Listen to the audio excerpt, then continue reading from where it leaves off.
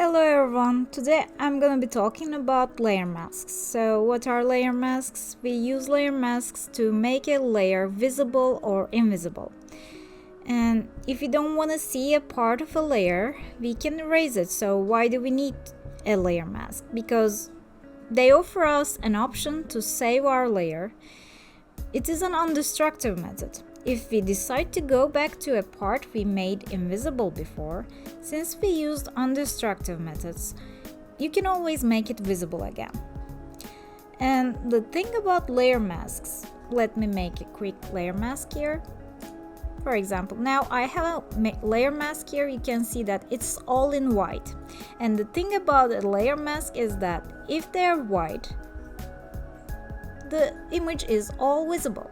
If some part of it is in black, let me change my color to black from here, and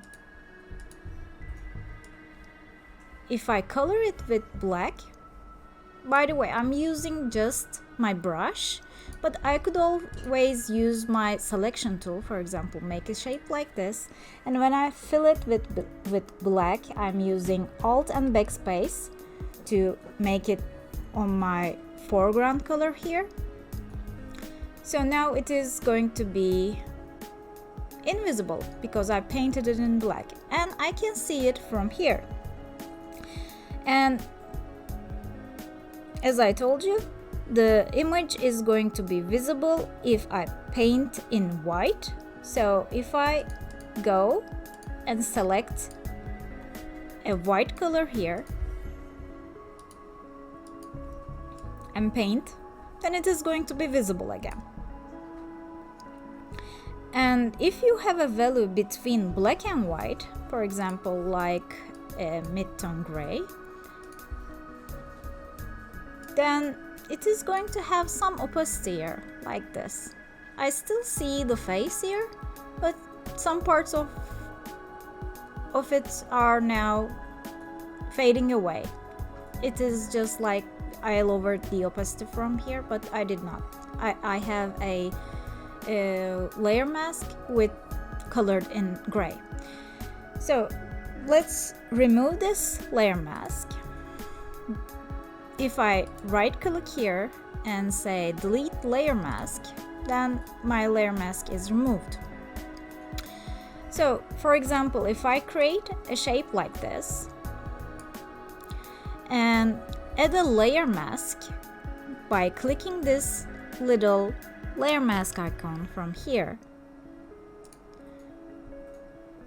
now I have all the area that is outside of this shape colored in black. And if I add to this black like this, let's make our color black, I'm going to have more areas that are invisible. But it's not like the eraser tool, because if I use the eraser tool, I had to use this undo brush tool or undo tool with Ctrl Z. But now if I make other changes to my image, for example, I continued my painting and made many changes so that I cannot go back easily, then if I have this layer mask and I decided to remove this mask, it is easy because I can just paint in white on my layer mask here, and now I will have it back. So I don't need to use the undo, and that is why we call using layer masks an undestructive method.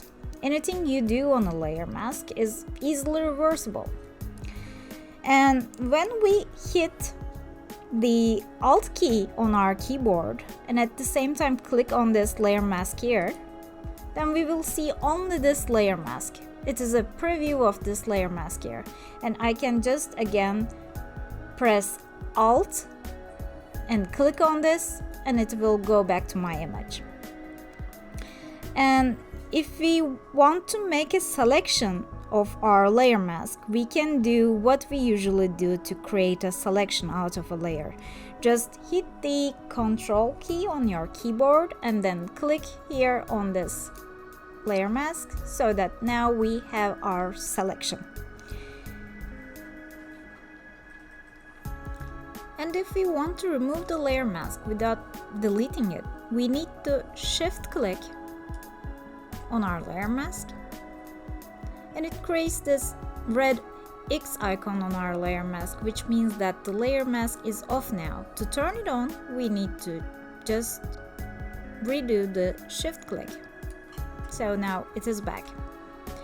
And I chose this image because I already have a selection available here for me.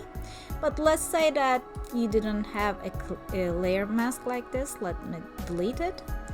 And you just had an image like this. So there are no layers on this. You found the photo online, for example, and you want to remove this subject from the background, but at the same time you want to keep it because maybe you're going to use it again later. So when we have a selection, it is really easy. So I don't want to select this all over again, so I'm just going to use my selection. It is really easy because just click Control click on my selection layer. Normally you have to select this image all over, but I already have a selection available. So I Control clicked it, so I created my selection. Then it is really easy. Just click on this layer mask icon again. So now it is removed from the background.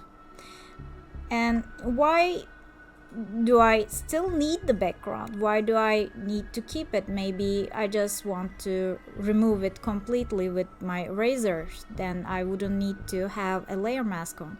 But let's say that maybe you're doing some kind of a project and you cropped this image and you moved it to maybe for a magazine cover, and then after a while you decided that, oh, you really did need some parts of a floor for this creature, but you already completely get rid of the background, then it would be really hard for you. But if you have a layer mask like this, you know that that information is still there and you can go and paint it white. For example, I only need for example, a very little part of this ground here, maybe.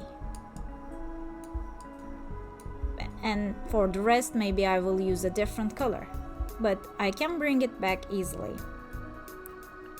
One last thing I want to talk about layer masks is that you can easily invert your layer mask because it's a black and white image, and when it is selected, we can go to Image, Adjustments, and then use Invert, or use the Ctrl-I shortcut as it is written here.